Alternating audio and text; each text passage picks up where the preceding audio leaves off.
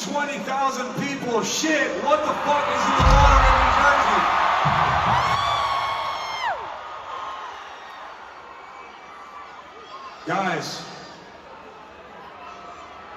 Guys and girls, I wore this mirror today as a jacket so you can all see how fucking sexy you look.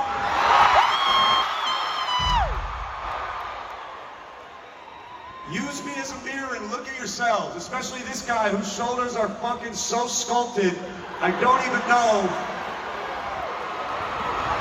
Yes! But look at these shoulders.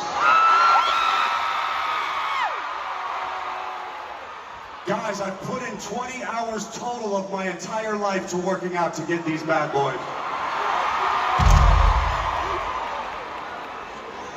I'm joking you. What I came here to tell all 20,000 people of you here to do is to be quiet for fucking 2 seconds because I have a huge announcement.